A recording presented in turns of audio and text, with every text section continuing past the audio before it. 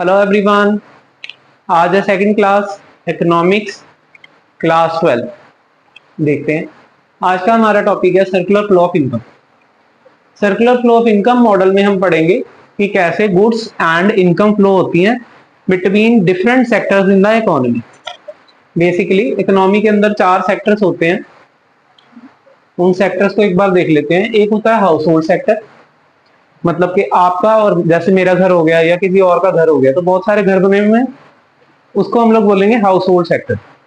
House hold sector क्या करता है, जो भी प्रोड्यूसर सामान बनाते हैं उसको खरीदता है और वो प्रोड्यूसर को कुछ देता भी है, उसके बदले में पैसा तो देता ही है। बट जैसे मैं किसी के पास जॉब कर रहा हूँ या कि मैंने अपनी जमीन रेंट पे दे रखी है, तो वो 4 फैक्टर्स भी प्रोवाइड करता है टू द फर्म्स या कंपनीज।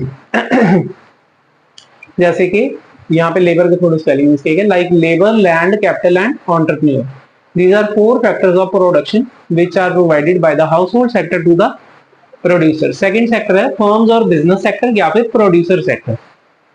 इसमें क्या होता है, फैक्ट्रीज जो लगी हुई हैं जहाँ पे गुड्स बनते हैं और फिर आगे सेल किए जाते हैं to the household sector, और ये किस लिए करते हैं, फॉर अ प्रॉफिट। आगे है गवर्नमेंट सेक्टर। इसमें है सेंट्रल, स्टेट गवर्नमेंट या कोई भी लोकल गवर्नमेंट। इनका काम क्या है, हमसे टैक्सेस कलेक्ट करना। वो प्रोड्यूसर से भी टैक्सेस कलेक्ट करते हैं और हाउस होल्ड से भी टैक्सेस कलेक्ट करते हैं, और बदले में इनको क्या देते हैं, फ्री सर्विसेज देते हैं। जैसे ओल्ड एज पेंशन दे दी किसी को, इलेक्ट्रिसिटी के बिल्स आजकल पंजाब में फ्री है, और दिल्ली के अंदर स्कूल्स में एजुकेशन फ्री है बेसिकली गवर्नमेंट स्कूल्स में, तो वो पैसे को डिस्ट्रीब्यूट कर देते हैं। अब रेस्ट, इन तीनों के अलावा जो बच गया उसको बोलेंगे रेस्ट ऑफ द वर्ल्ड। मतलब कि इंडिया की गवर्नमेंट को छोड़ के बाहर जो कुछ भी है इसके अलावा, वो है हमारा rest of the world sector. हम बाहर से सामान मंगवा भी सकते हैं यानी इंपोर्ट कर सकते हैं, और बाहर सामान भेज भी सकते हैं, सेल भी कर सकते हैं, यानी कि हम लोग एक्सपोर्ट भी कर सकते हैं। तो ये थे हमारे 4 सेक्टर्स ऑफ द इकोनॉमी। अब हम इसको थोड़ा सा सिंप्लीफाई करेंगे।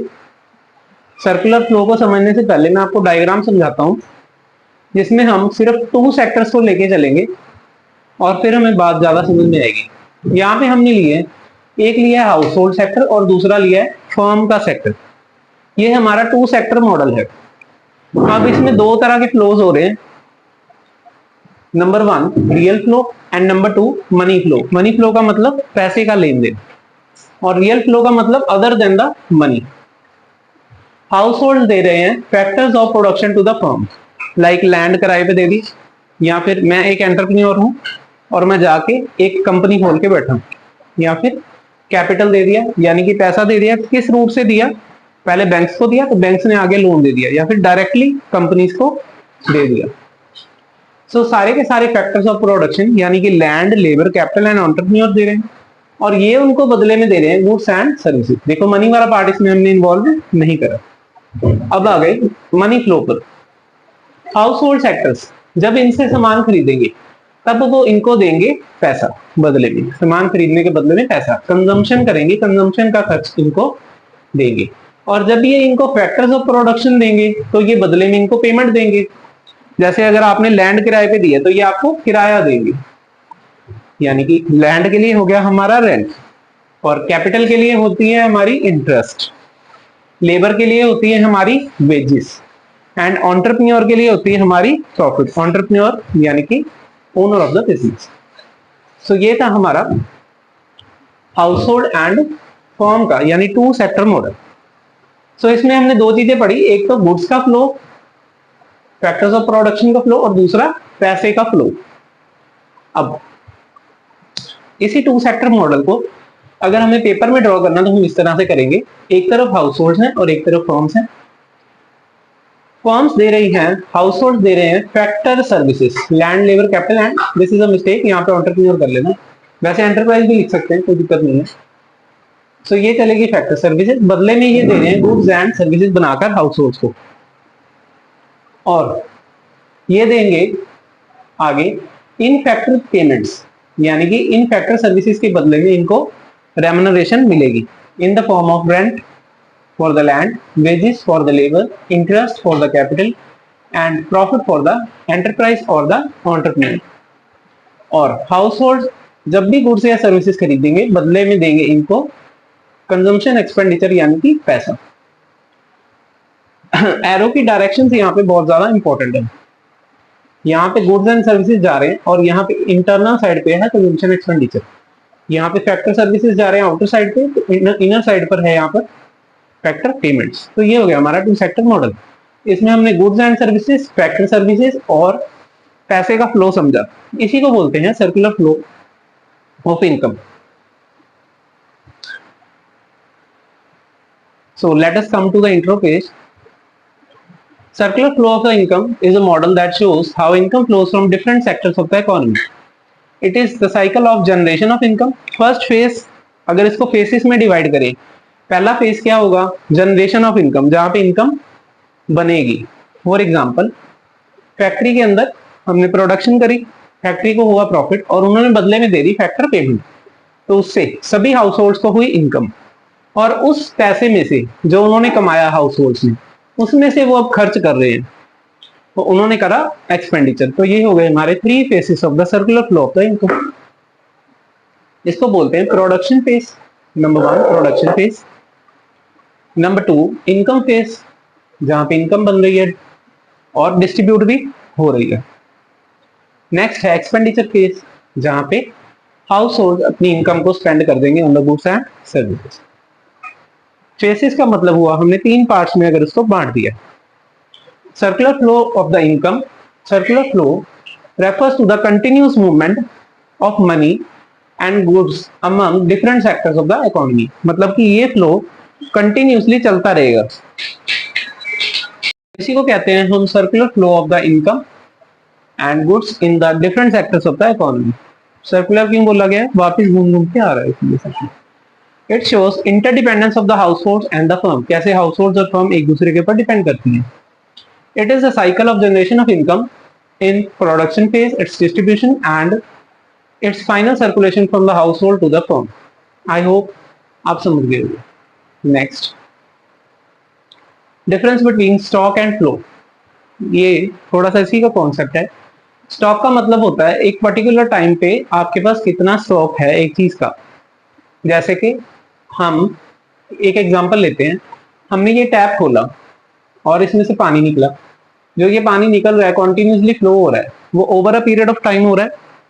जैसे 1 मिनट या 2 मिनट फ्लो करेगा तो इसको बोलेंगे फ्लो। और जब ये पानी गिलास भर जाएगा हम बंद कर देंगे, तो ये हमारा हो गया स्टॉक। स्टॉक मतलब एक पर्टिकुलर पॉइंट ऑफ टाइम पर हमारे पास 1 गिलास पानी का है। इसी तरह से एग्जाम्पल वेल्थ, वेल्थ का मतलब होता है जो प्रॉपर्टी, जो पैसा हमने घर पे इकट्ठा करके रख लिया है एक टाइम पर।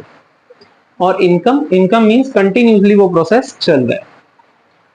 अब आगे देखते हैं इसका difference. Stock, stock variable refer to the variable which is measured at a particular point of time. मतलब टाइम रुक गया है, इसे मेजर करते वक्त। Flow refers to the variable which is measured over a period of time, इतने period के ऊपर या इतने पीरियड के ऊपर। स्टॉक की कोई टाइम डायमेंशन नहीं होती, डायमेंशन मींस स्केल। इसकी टाइम डायमेंशन होती है। ये एक स्टैटिक कॉन्सेप्ट है, मतलब स्टॉप हो चुका है, रुक चुका है, स्टैटिक है, कांस्टेंट है। ये एक डायनामिक कॉन्सेप्ट है, मींस चल रहा है अभी। फॉर एग्जांपल पॉपुलेशन इतनी डेट को क्या है, और नंबर ऑफ बर्थ्स ड्यूरिंग 2021। अब ये पूरा टाइम पीरियड आ गया 2021 का। टोटल नंबर ऑफ कार्स इन दिल्ली, आज की डेट पे कितनी कार्स हैं दिल्ली के अंदर। मारुति कार्स मैन्युफैक्चर्ड ड्यूरिंग 2022, जनवरी के महीने में कितनी कार्स बनाई गई थी, तो पूरा मंथ ले लिया, एक टाइम डायमेंशन ले लिया। National wealth and national income, wealth और इनकम मैंने आपको बता दिया। Now quantity of the wheat store, एक जगह पे हमने स्टॉक करके रख लिया आटे को। Quantity of the wheat produced, ये थी इसकी एग्जांपल्स। नाउ 4 सेक्टर्स हमने समझ लिए। Now we have types of the circular flow. मैंने आपको बताया था एक होता है रियल फ्लो, एक होता है money flow. Flow of the goods and services is called the real flow and money flow, flow of the money, income and expenditure. Both flows occur simultaneously, ये दोनों फ्लो एक साथ चलते हैं। क्या इन दोनों को अलग अलग किया जा सकता है? मुझे क्वेश्चंस में बताना, क्वेश्चन एंड आंसर में मैं पूछ रहा हूं क्या इन दोनों को अलग अलग किया जा सकता है? कमेंट सेक्शन में आप बताना अलग अलग किया जा सकता है या नहीं। ये था हमारा डायग्राम जो हम पहले समझ चुके हैं। ये हमारा डिफरेंस टेबल है मनी फ्लो और रियल फ्लो का। मनी फ्लो इंडिकेट करता है पैसे का लेन देन between goods of money between firms and households, और ये बताता है गुड्स एंड सर्विसेज का लेन देन between firms and household. It involves exchange of goods and services. हम सर्विसेज कौन सी दे रहे हैं? फैक्टर सर्विसेज, बदले में हमें लेके आ रहे हैं गुड्स। यहाँ पे हो रहा है सिर्फ पैसे का लेन देन। It is a physical flow. Physical का मतलब एक्चुअली चीज जा रही है और एक चीज आ रही है। It involves nominal flow. Nominal आप समझते हो, आपने अकाउंट्स पढ़ रखा है। There may be difficult of barter system of exchange. There will be no difficulty in the case of money flow. Barter system वाली डिफिकल्टी यहाँ पे आ सकती है, यहाँ पे नहीं आ सकती। नाउ नेक्स्ट, ये भी हमने पढ़ लिया टू सेक्टर सर्कुलर फ्लो कैसे होता है, जहां पे फर्म और हाउस होल्ड का हमने स्टार्टिंग में पढ़ा था।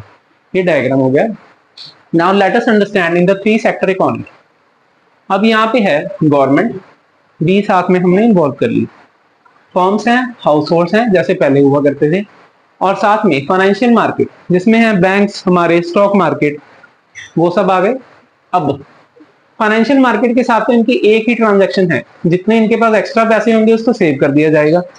और दूसरी फर्म्स को ये जरूरी नहीं है कि एक ही फर्म है जो सेव कर रही है और एक ही फर्म है जो बोरो कर रही है, कोई डिफरेंट फर्म जिसको जरूरत है वो बोरो कर लेगी। सो इन्होंने सेविंग्स एंड बोरोइंग्स। कुछ हाउस होल्ड्स हैं जो सेव करते हैं और कुछ हैं जो बोरो करते हैं, दोनों डिफरेंट डिफरेंट हो सकते हैं। इसी तरीके से गवर्नमेंट भी लेन देन करती है फाइनेंशियल मार्केट के अंदर, बैंक्स के अंदर। अब इनका आपसी लेन देन समझते हैं। गवर्नमेंट भी फर्म से गुड्स खरीदती है और उसके बदले में पेमेंट देती है इसको फर्म्स को। सो ये पेमेंट जा रही है for the goods and services. कुछ चीजें हैं जो गवर्नमेंट खुद नहीं बनाती तो उनको बाहर से खरीदती है, उसके बदले में वो पेमेंट कर देती है। और गवर्नमेंट हाउस होल्ड्स को क्या देती है? Factor payments. फैक्टर पेमेंट्स मतलब कि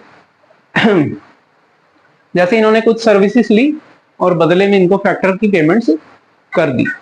और कुछ करती है ट्रांसफर पेमेंट। ट्रांसफर पेमेंट मतलब कोई काम भी नहीं करवाया और बस फ्री के पैसे दे देना।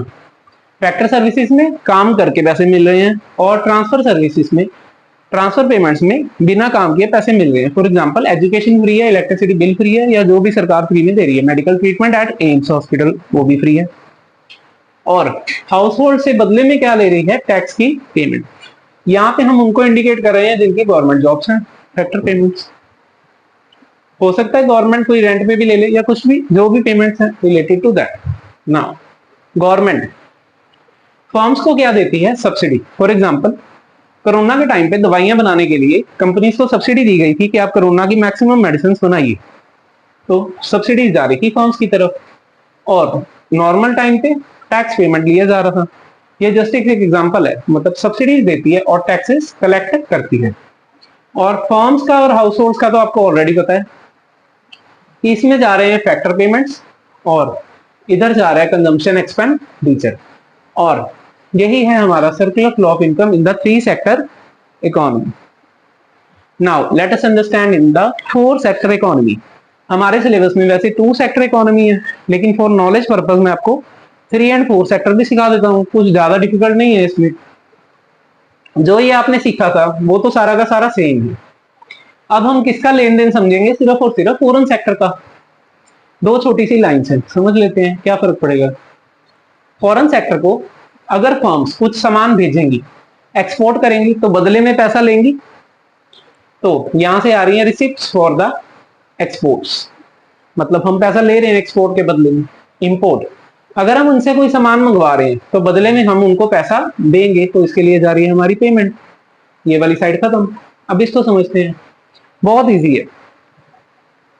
अब हाउस होल्ड्स, अगर हाउस होल्ड्स कुछ बाहर से फॉरेन से सपोज परफ्यूम वगैरह मंगाते हैं, कुछ भी अपनी जरूरत की चीज मंगाते हैं, तो उसके बदले में दे देंगे पेमेंट फॉर द इंपोर्ट्स। अगर कुछ हाउस होल्ड के लोग बाहर जाके जॉब कर रहे हैं फॉरेन के अंदर, तो उनको मिलेंगी फैक्टर सर्विसेज की पेमेंट्स, जैसे सैलरी वगैरह। सो ये है हमारी फैक्टर सर्विसेज की पेमेंट्स। और अगर कोई बाहर से वैसे ही हमें पैसा भेज देता है कुछ अदर कारणों से, तो उसको हम बोलेंगे नेट पेमेंट ट्रांसफर। नेट क्यों बोला गया है? कुछ पैसा जाएगा और कुछ पैसा आएगा, और उसके रीजंस XYZ है, मतलब कुछ और रीजंस हो सकते हैं, कुछ भी रीजंस हो सकते हैं। कोई रिश्तेदार रहता है, उसने हमें फ्री में गिफ्ट भेज दिया, या हमारा कोई रिश्तेदार बाहर रहता है, हमने उसको कोई गिफ्ट भेज दिया, तो हम उसको नेट देखेंगे कि नेट आ रहा है या नेट जा रहा है। तो इस एरो की डायरेक्शन चेंजेबल है, ठीक है। नाउ नेक्स्ट, इस सब को पढ़ने का हमें फायदा क्या हुआ? What is the significance of circular flow of income? Number 1, it helps in understanding the economic activity, कि इकोनॉमिक एक्टिविटी किस तरह से हो रही है। अब इकोनॉमिक एक्टिविटी का मतलब, हम लोग रोज घर से निकलते हैं पैसा कमाने के लिए, ये क्या है? एक इकोनॉमिक एक्टिविटी, पैसे के रिलेटेड एक्टिविटी। तो पैसे के रिलेटेड इकोनॉमी के अंदर किस तरह से एक्टिविटीज हो रही हैं between firms, house hold and government, ये हमने समझ लिया आज, ठीक है। मैक्रो इकोनॉमिक्स में हम यही तो समझ में आए हैं कि इकोनॉमी फंक्शन कैसे करती है। Next, measurement of national income. National income होता है सभी की इनकम को जोड़ लो, मतलब मेरी इनकम और जितने भी इंडियंस हैं उन सबकी इनकम को जोड़ लो। फॉर द टाइमिंग आप यही समझो, आगे जब चैप्टर आएगा तब डिटेल में बात करेंगे। तो पूरे नेशन की अगर इनकम जोड़ ले तो उसको बोलेंगे national income. It haves the basis for providing national income, calculate करने के लिए मदद करेगी, for calculating national income which helps in analysing the economic performance of a country. जिसकी जितनी ज्यादा इनकम होगी, अब यूएसए की सपोज नेशनल इनकम ज्यादा है हमसे, तो वो ज्यादा एडवांस देश है, वहां पे लोगों को आमदन ज्यादा है, यहाँ पे गरीबी है, ठीक है। तो उससे हमें कंट्री की इकोनॉमिक परफॉर्मेंस के बारे में पता चलेगा, पैसे से रिलेटेड परफॉर्मेंस के बारे में पता चलेगा। Identifying economic equilibrium. Economic equilibrium तब होता है जब एक्सपेंडिचर और इनकम दोनों हो जाते हैं बराबर। When total income equals to the total expenditure, ठीक है। प्रोडक्शन वाला पार्ट ऑफ व्यू आप इग्नोर करो। सो हमें पता चलेगा किस पॉइंट पे आगे हमारा इक्विलिब्रियम हो जाएगा, ठीक है, पूरी की पूरी इकोनॉमी का। Now role of the different sectors, हमें पता चला कि किस तरह से सारे सेक्टर्स एक दूसरे के ऊपर डिपेंडेंट है। Helps in making policy. इसका नेक्स्ट एक पेज पढ़ते हैं, फिर हमें ये पॉइंट समझ में आएगा। इससे पहले देखते हैं, प्रमोट्स एफिशिएंट रिसोर्स एलोकेशन। अगर रिसोर्सेज एफिशिएंटली यूटिलाइज हो रहे होंगे तो फिर इकोनॉमी अच्छे से काम हमारी करेगी। वो कैसे पता चलेगा हमें? सर्कुलर फ्लो ऑफ इनकम से। जितने ज्यादा सर्कल्स बनेंगे उतनी ज्यादा एफिशिएंसी बढ़ जाएगी। नेक्स्ट देखते हैं, लीकेजेस एंड इंजेक्शंस। लीकेजेस होते हैं withdrawals from the circular flow of income. सरकार एक तरह से पैसे को इंजेक्ट भी कर सकती है इकोनॉमिक सर्कल के अंदर, और पैसे को इंजेक्शन भर के वापस भी निकाल सकती है। जैसे डॉक्टर आपका खून निकाल लेता है तो हम उसको क्या बोलेंगे? लीकेजेस। मतलब सर्कुलर फ्लो ऑफ इनकम के अंदर गवर्नमेंट ने एक इंजेक्शन लगाया, उससे उन्होंने पैसे का फ्लो बाहर खींच लिया, उसको बोलेंगे हम लोग लीकेज। अब इसका क्या फायदा होता है? इससे महंगाई दर कम होता है, लेकिन वो आगे चल के पढ़ेंगे कि कैसे होता है। फिलहाल आप समझो कि लीकेज मतलब होता है पैसे को सर्कुलर फ्लो में से बाहर निकाल लेना, और इंजेक्शन का मतलब होता है कुछ ऐड कर देना पैसे को। कैसे ऐड करेगी गवर्नमेंट? 3 तरह से। या तो गवर्नमेंट खर्च करेगी, या तो गवर्नमेंट एक्सपोर्ट करेगी, या इन्वेस्टमेंट करेगी। और लीकेजेस में जस्ट इससे ऑपोजिट। ये आपको धीरे धीरे करके आगे जब नेशनल इनकम पढ़ोगे तो ज्यादा समझ में आएगा। फिलहाल आप समझ लो लीकेज और इंजेक्शन का मीनिंग क्या होता है। नाउ हम आते हैं 5th पॉइंट पर, it helps in making policy. अब गवर्नमेंट को कब लीकेज करनी है और कब इंजेक्शन करना है, ये उनको कैसे समझ आएगा? सर्कुलर फ्लो ऑफ इनकम पढ़ने के बाद हमें समझ में आया है। सो ये था हमारा कंप्लीट चैप्टर। अब एक क्वेश्चन रह गया, ओपन एंड क्लोज्ड इकोनॉमी। जो हमने 3 सेक्टर वाली इकोनॉमी पढ़ी, मतलब कि अगर हम लोग फॉरेन सेक्टर को क्लोज कर दें तो उसको हम बोलेंगे क्लोज्ड इकोनॉमी, और अगर हम फॉरेन सेक्टर को ओपन रख लें तो उसको हम बोलेंगे open economy. It is having economic relations with the rest of the world. Open economy has 4 sectors. It is having no economic relations with the rest of the world. अगर हम मान लें कि हमारी इकोनॉमी क्लोज्ड है तो हम 3 sector model पढ़ेंगे, और अगर ओपन मानेंगे तो 4 सेक्टर पढ़ेंगे। हमारे सिलेबस कहां तक है? 2 तक ही है। It does not have any foreign sector. So this was the last point. I hope आपको सारा कुछ easily समझ आ गया होगा। For more such informative videos, do like and subscribe to my channel. Thank you.